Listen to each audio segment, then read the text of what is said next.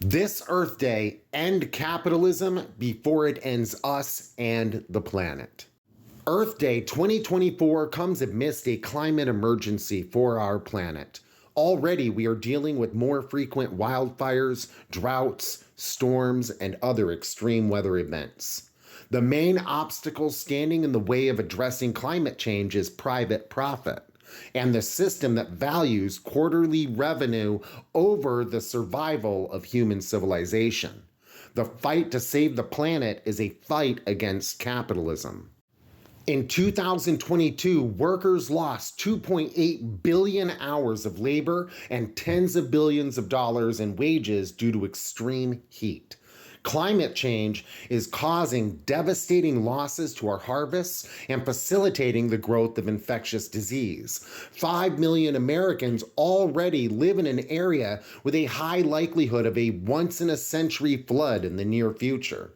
Increased extreme weather is draining billions of dollars from workers and property damage, more frequent spikes in food and energy costs, and disruption to child and elder care. Without a change in our current trajectory, all these issues and more will only become more catastrophic. The massive military-industrial complex and the wars and occupations that come with it have made the Pentagon the world's largest polluter. The U.S. war machine emits more CO2 than Denmark or Portugal. The Inflation Reduction Act, the most significant action Congress has taken on clean energy and climate change in the nation's history, will invest $307 billion over the next 5 to 10 years. In the next 10 years alone, the United States is set to spend $10 trillion, $500 billion, almost 30 times that amount, on war and militarism. The Republicans openly seek to increase climate disasters, while the Democrats propose solutions far below what's needed. Their combined efforts have set emissions on track to be reduced 40% by 2030, 22 to 25% below what's necessary to avoid catastrophic climate impacts.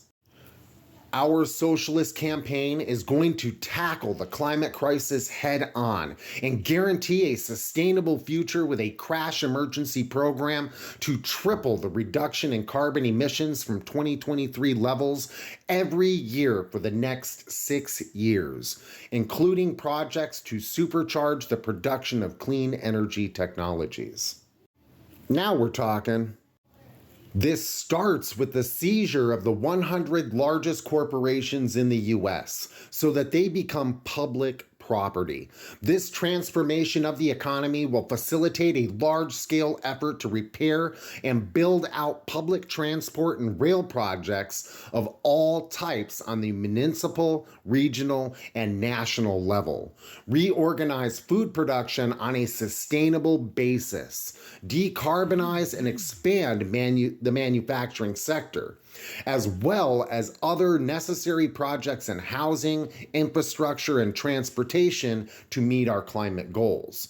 We will also be making dramatic reductions in both the military-industrial complex and emissions by moving toward a foreign policy of cooperation, not confrontation.